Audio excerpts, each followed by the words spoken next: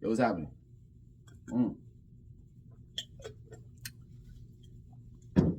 Last night, I had my son listen to A Tribe Called Quest's first album. And I told him, hey, listen, tomorrow let me know what you think about it, which was today, this morning. Came downstairs, and he had a smile on his face. He was like, yo, man. Now, taking heed, he's 17 years old. He's like, yo, man, that album was fire. I was like, yeah, man, that's something, that's the type of music that I listened to when I was 16, 17 years old. You know what I'm saying? And then I just went on a spill on how at that time, hip hop was the culture and we were so invested in it as teenagers. You know what I'm saying? It was like literally the music, the hip hop music or the rap music that was out at that time was our theme music to our lives. Like I could recall popping in Brand Nubians, NWA, Ice Cube, while en route to the mall. It was a whole cultural thing. You know what I'm saying? I could recall 16, 17 years old, listening to KRS-One, Boogie Down Productions, whole tape. And then moving on to the next album with, what was that? Oh, Leaders of the New School, while playing Mortal Kombat, what was it, 2 at the time? And Street Fighter 2 on Sega Genesis.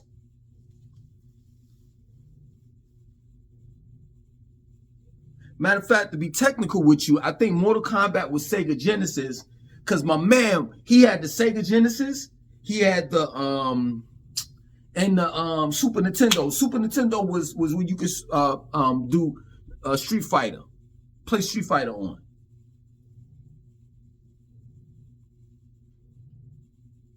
When we was outside and playing basketball, kids in the neighborhood had, basketball, the goals and stuff, you know what I'm saying? And it wasn't even no pavement, it was just dirt.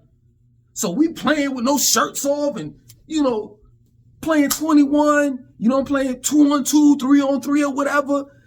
Dirt everywhere, we got a boombox outside playing, listening to hip hop. So many memories.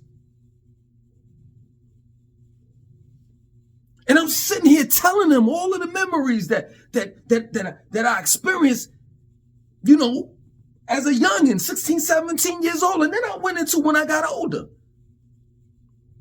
And it was crazy because I never thought about how much hip hop has tied into my life.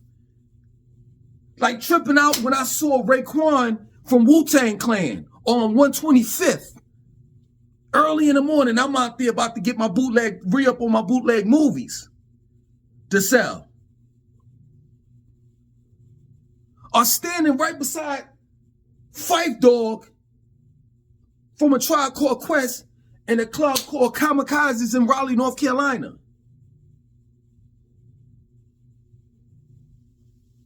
Or sneaking into this it was like this the old Durham Bulls baseball team's field.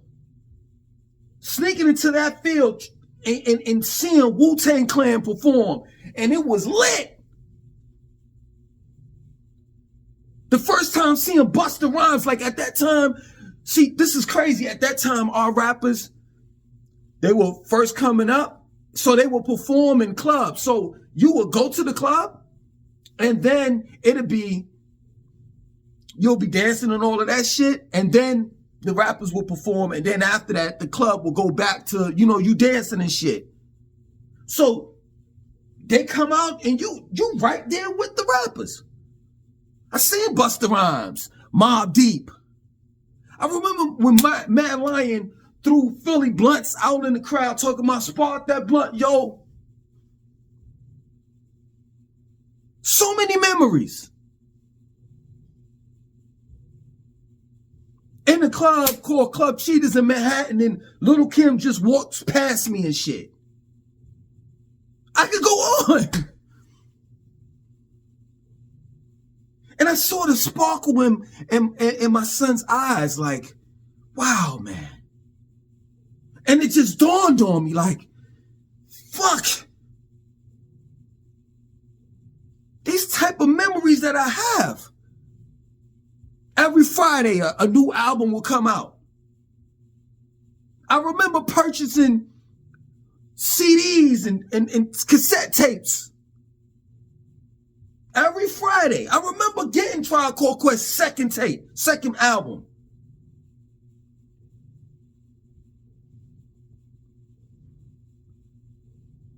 Straight up.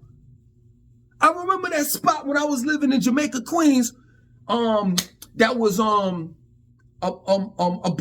Gertz Mall, little record store I used to get CDs and albums from. And if I didn't get it from there, I would go to the Coliseum and get my shit.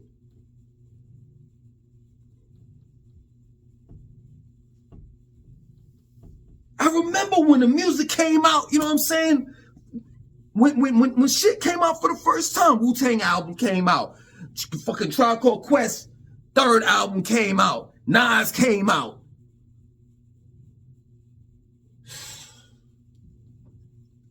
Fucking amazing.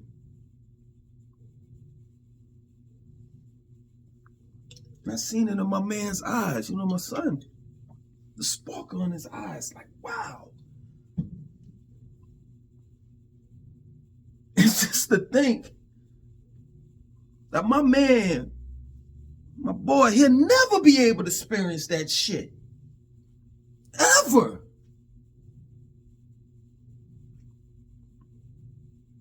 It was a whole vibe. See, y'all be on vibes and shit. It was a whole vibe. You know what I mean? Kwame came out with the polka dot button-up shirts and shit and the Gumby EST 3 times dope. And Kwame came out with the Gumby fade. I had it. The Gumby fade. First it was the Gumby, and then you had it half afro, and then the other part right here was waves and shit. Come on, man, with the part on the side and the fade. Woo. Get that fresh haircut and just be stunting in the mall.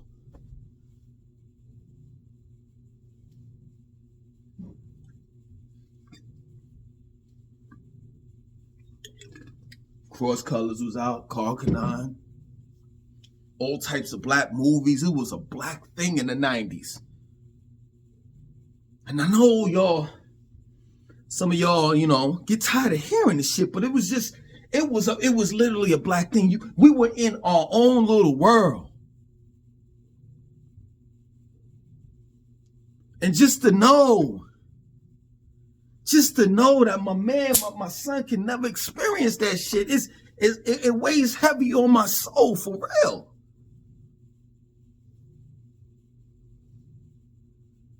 Like, hip-hop is done. It'll never be like how it was in the 90s. And prior to that. It's done. I was on YouTube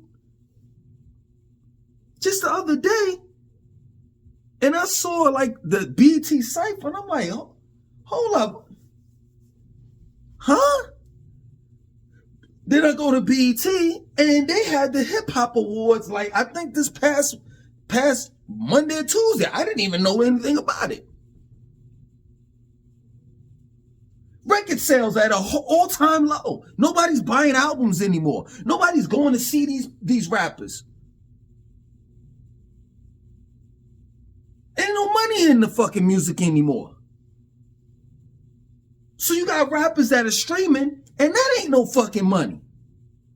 Ain't no money into that.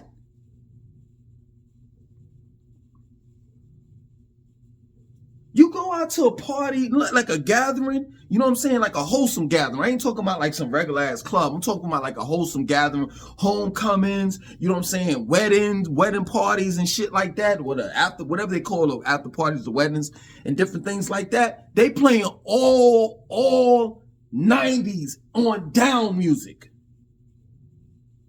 They ain't playing this new shit. And it's no disrespect to this generation's music. It's no disrespect. It's just the truth. You talking about a vibe, ain't no vibe with it. Where's the hairstyle that comes along with the music? Where's the your attire, what you wear? You know what I'm saying? When it comes down to the music, it was a whole culture when hip hop was alive.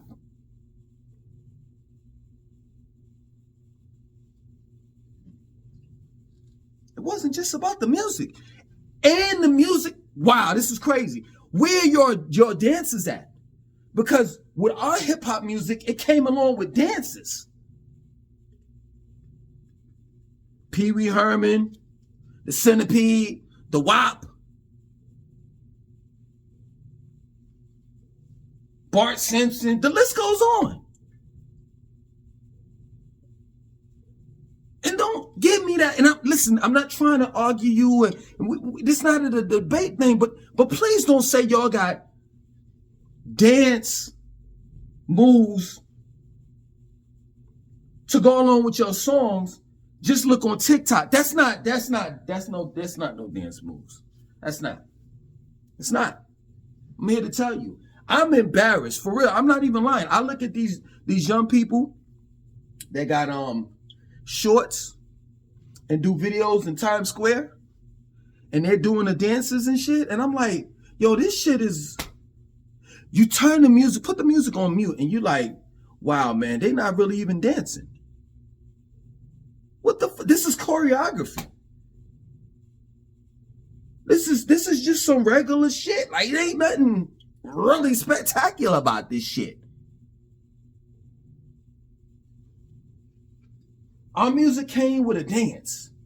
Our music came with a hairstyle. When NWA came out, everybody was wearing LA Raiders jackets and shit. Starter jackets.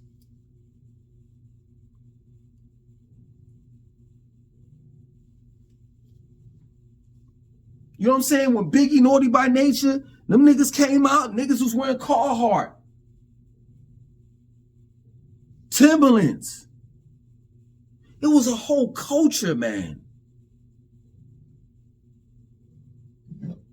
And it's like, man, I can't. And like I told my man, like, yo, I told my son, like, yo, man, it was so beautiful out in those days. Like, you would be walking through the neighborhood and you have kids outside riding bikes, playing basketball. There was kids that was outside in their front porch and they was playing rap and shit. And they was like, yo, man, did you hear what? You remember, man, when Ice Cube, this song just came, Jackin' for Beats, that's what it was. The Jackin' for Beats joint came out. Come on, man. Hip hop is dead. Straight up. It's not a movement anymore. It doesn't move people. Straight up. And it's no disrespect. Listen, man, to your Gen Zs, it's no disrespect. I try my best to be fair. And truth be told, the only reason why there's some type of something that's going on, as far as music-wise, in your generation is because you got the big names that's keeping hip-hop somewhat of a pulse, not like alive, but just a little beep, beep, beep. But those people are older. Like, you know, Kendrick Lamar, J. Cole, Drake. These are established artists that have substance, music. Outside of that, I mean, I'll tell you what, somebody that's young, he ain't even young anymore. I'm pretty sure he damn near in his, like, close to being 30. 21 Savage, he's not the greatest MC now. He ain't good, like, lyrics, but he can hold a beat. He can run with the beat. But that's just about it. Everybody is a one-hit wonder. Like, seriously, I'm not trying to be funny. I'm just being real with this generation's music. Like, nobody's going to be playing your shit at the cookouts in the next couple of years and saying, yo, that was a hit. Man, I remember back in the days. Ain't nobody gonna be saying that shit. Straight up. But if you put on It Takes Two to make the thing go right, that shit came out like in the 80s. That shit is still popping. Rob Bass is still touring off of that one fucking song. No, two. That one and Joy and Pain.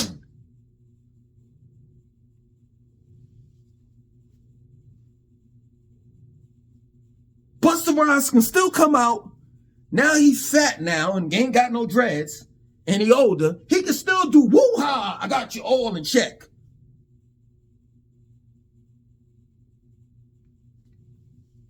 That shit came out in the mid-90s. Chubb Rock you could put Chubb Rock, turn it on in the cookout or at a fucking birthday party right now. You treat them right. And niggas will bang that shit out. No matter how old or young you are. The type of music that's coming out nowadays, ain't nobody gonna be playing that shit in the next 20 years.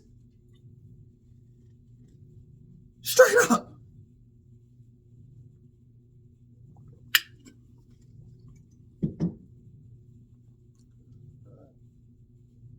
You put on bum shiggity bum bop.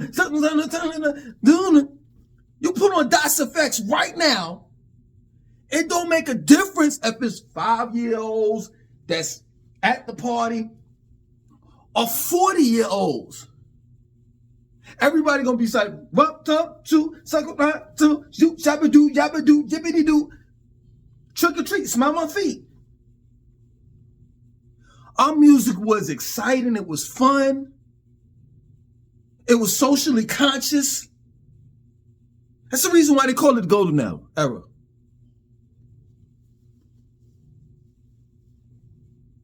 Real shit. I gotta try to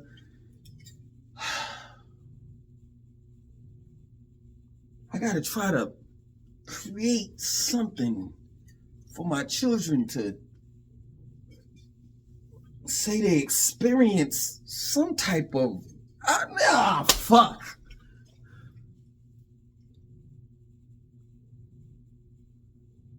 We didn't have the internet. We didn't have social media. Nobody wasn't taking a bunch of pictures. Yeah, we took pictures at the club, Polaroid pictures and shit.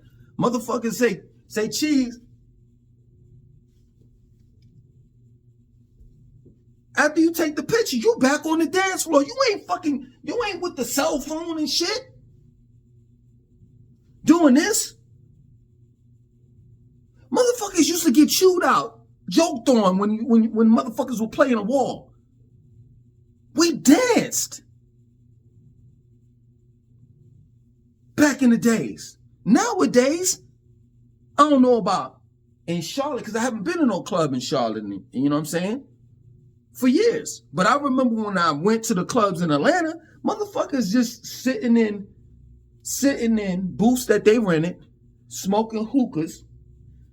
And for the rest of everyone else, niggas just standing around, not doing shit. Just holding up the wall. Man, I swear to God, man. It's my word. I'm so glad that I grew up in the 90s, man. I got so many memories, you know what I'm saying? So many memories going to the club in Manhattan. I didn't even know what club it was. It was a nice club, but I know my man, he had took some fucking liquor. I don't know how he got like a bottle of Alizé and I think Henny from the bar. You know what I'm saying? Took that shit. We went on the top of the fucking roof. We went to the rooftop, had some weed, smoking that shit, chiefing and shit, came back down, you know what I'm saying, dancing shit. And that's when that fucking Puff Daddy came up with that song, All About the Benjamins, baby.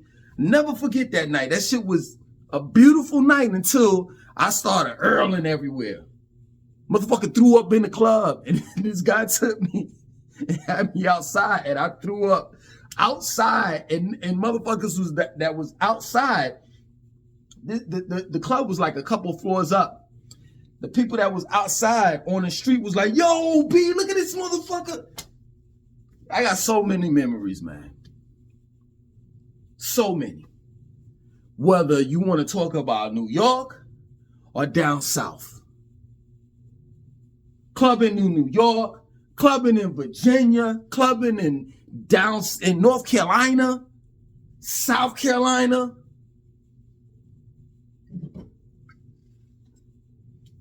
Man.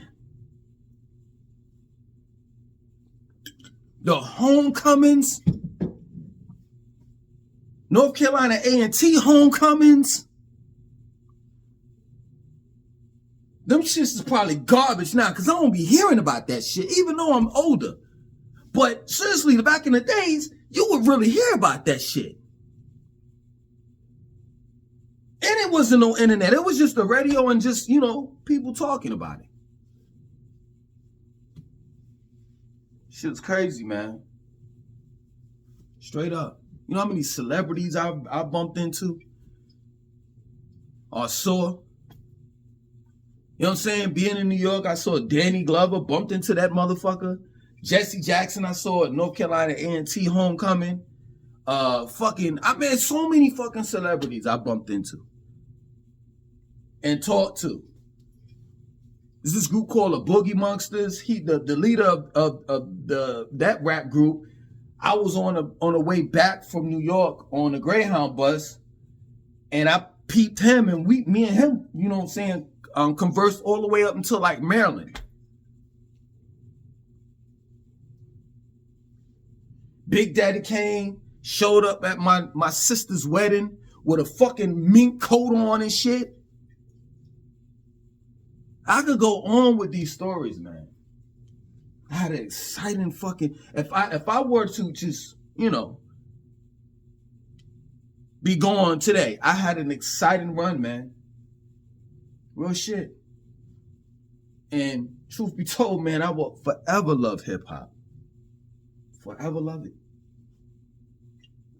Because all my memories that I had, whether it was New Year's Eve parties, regular parties, house parties, clubs, different events, wedding receptions, that's what I wanted to say. Wedding receptions, funerals, whatever. It was, hip-hop was always there. Always there. The culture was always there. I could remember specifically which song was playing. I remember meeting my ex-girlfriend and remember specifically, I think Special Ed, I Got It Made was playing us some shit. They was mixing that shit in. Man, let me tell you something, man. Black people been through a lot. We have. You know what I'm saying? And we lost a lot of rappers. We lost a lot of people. You know what I'm saying?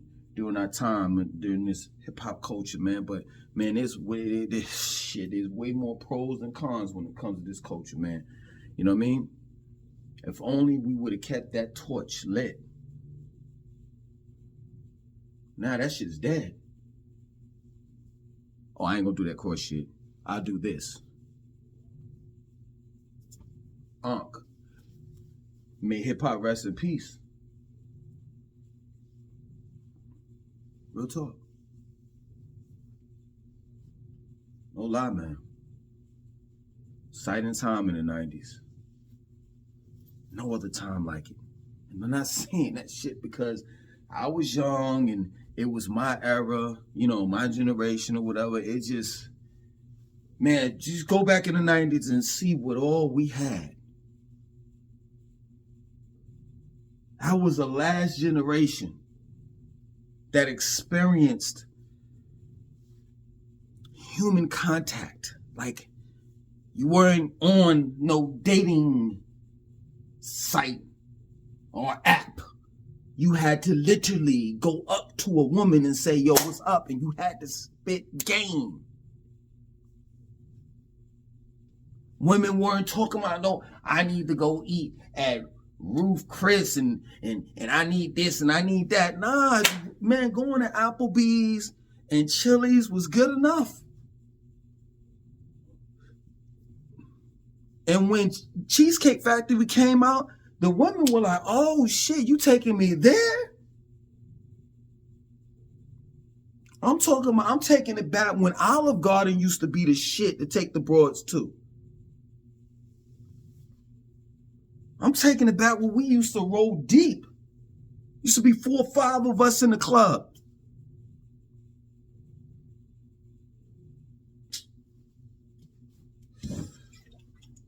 Hip hop is dead. And now that hip hop is dead, so are the people.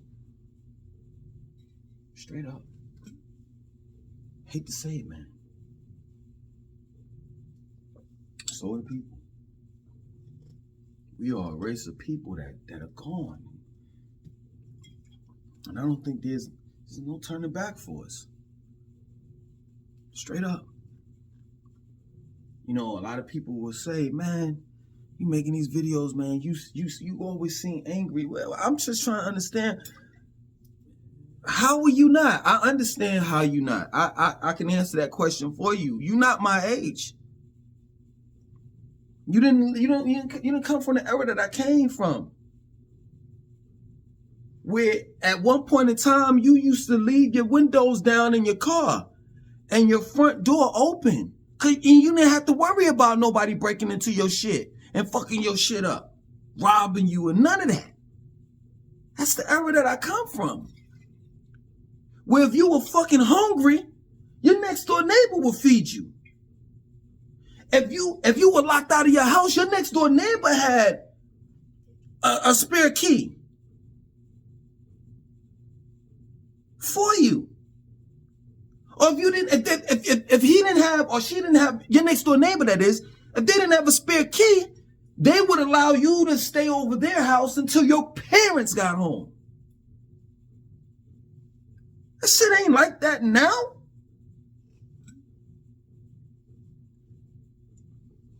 I'm talking about an era. You know how many fucking jobs I've had? Straight up in the 90s.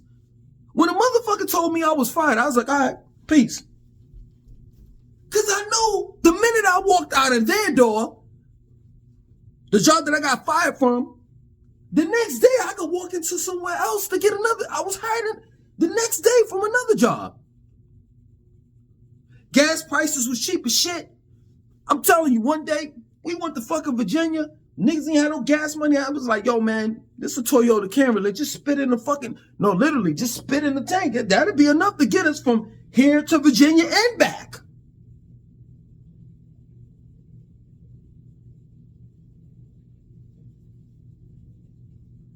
You got $5 fucking.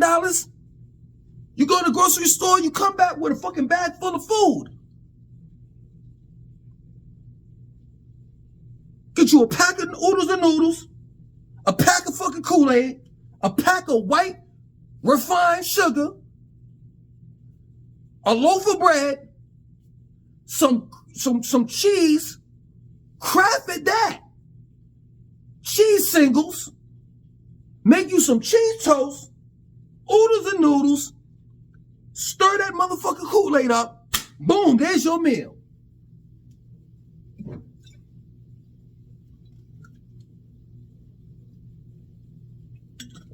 And I'm about to go. And the women were motherfucking fine. Nice fat asses, beautiful breasts. Fucking amazing. God. That era, it used to be like, God damn. Motherfuckers used to be like, yo, you fucking with her? That's your girl? Yeah. You used to be proud. Nothing fake on her. Nothing. That's where I come from. Bonita Applebum. You got it going on. I'm out.